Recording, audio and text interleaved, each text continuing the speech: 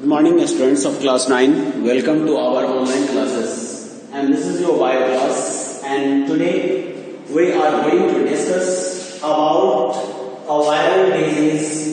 है ना? इससे पहले वाली क्लास में हम लोग डिस्कस किए थे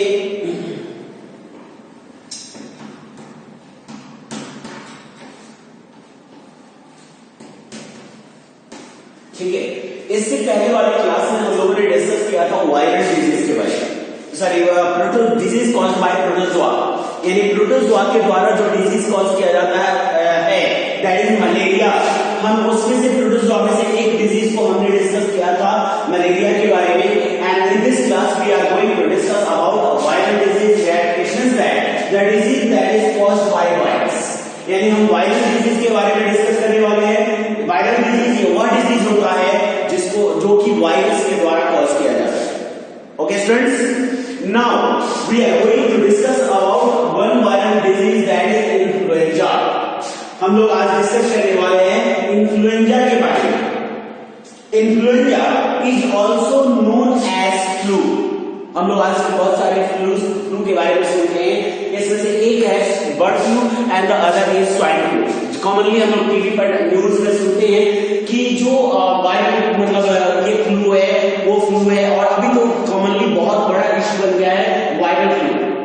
एक और डिजीज जो अभी कॉमनली चल रहा है that is corona, that is also caused by virus. लेकिन फिलहाल हम लोग डिस्कस करेंगे इन्फ्लुएंजा के बारे में, ठीक है।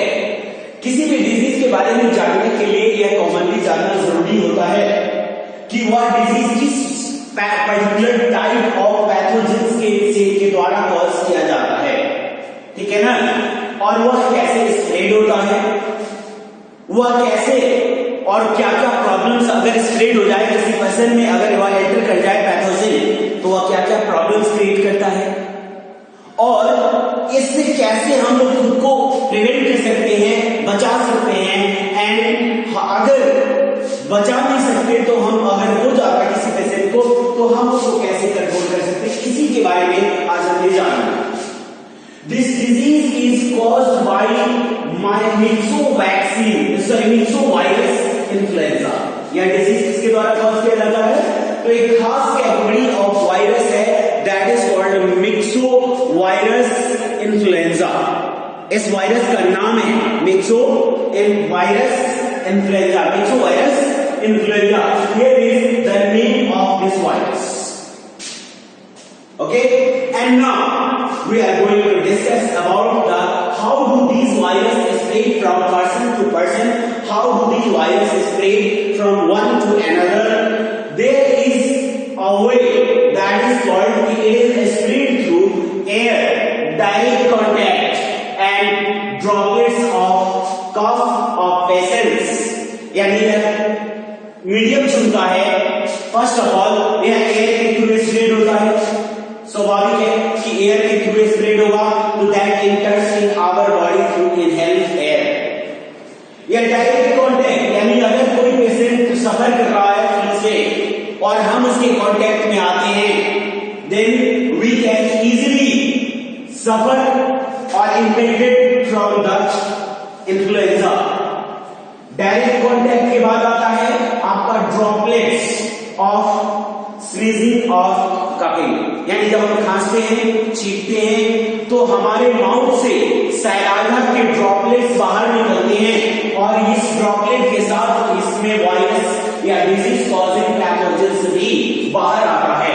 And that can easily spread, that can easily transferred from one person to another. चूंकि एयर के थ्रू एंटर करेगा हमारे बॉडी में, then it enters in our body through the inhaled air, यानी हम लोग जो सांस लेते हैं इस सांस लेने वाली इनहेल्ड एयर के साथ यह वायरस भी हमारे बॉडी में एंटर कर जाता है। और पिछले चैप्टर में हमने आपको बताया था कि जो पैथोजन जिस वे से, जिस एंट्री गेट से हमारे बॉडी में एंटर करता है वह उसी प्लेस को सबसे ज्यादा इन्फेक्टिव बनाता है, ठीक है।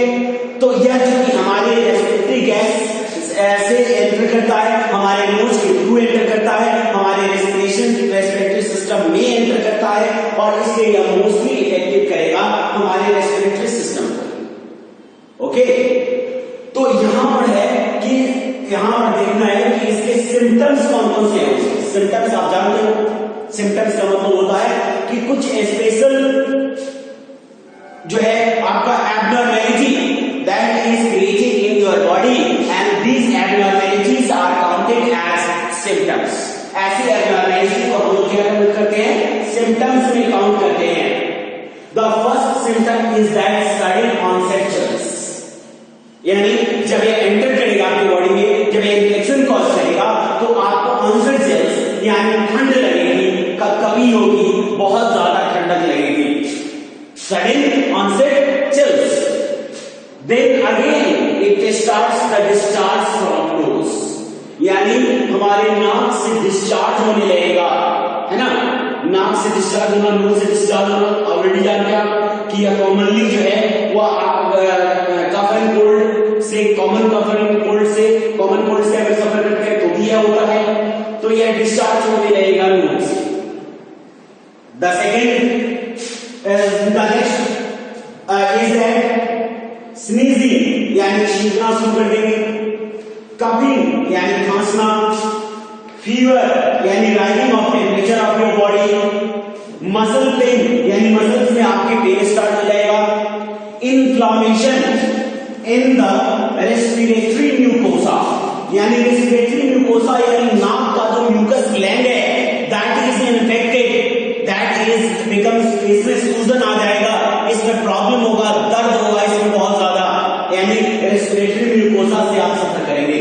या टिश्यू का डिग्रेडेशन स्टेट होता है, इसमें टिश्यूज ज्यादा मात्रा में इन्फेक्टेड हो जाते हैं।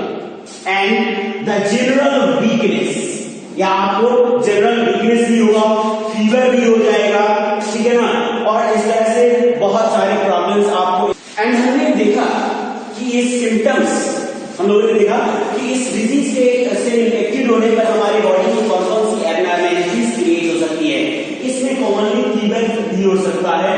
फीवर तो कॉमन है ना, कि जब भी हम किसी तरह के डिजीज पैथोजन से सफर करते हैं, इन्फेक्टेड होते हैं, तो कॉमनली यह फीवर हमारे बॉडी में होता है। Okay, and next symptom next is that कि how do we prevent ourselves from the getting infection.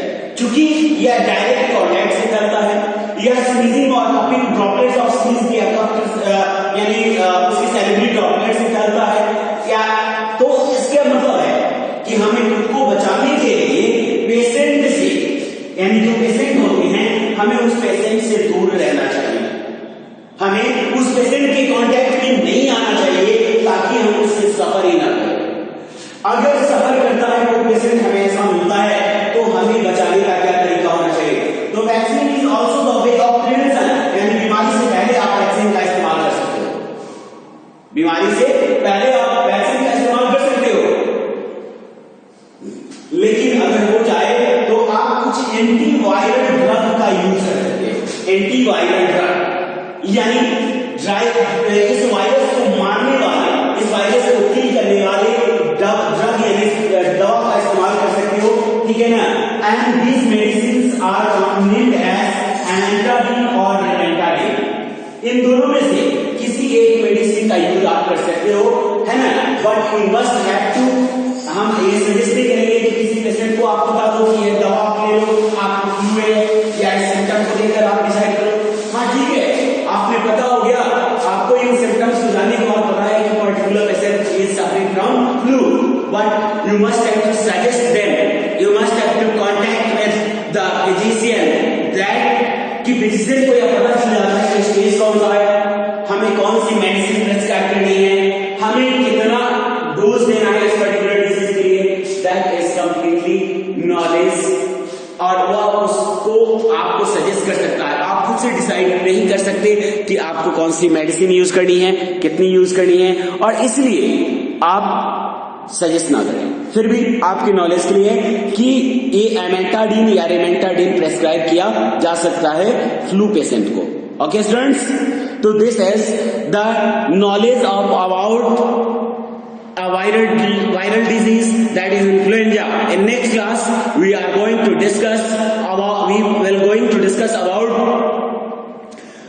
Jaundice और हेपेटाइटिस। हम लोग अगली क्लास में जॉन्डिस या हेपेटाइटिस के बारे में, जो अनदर वायरल डिजीज है, उसके बारे में डिस्कस करने वाले हैं। Okay students, thank you.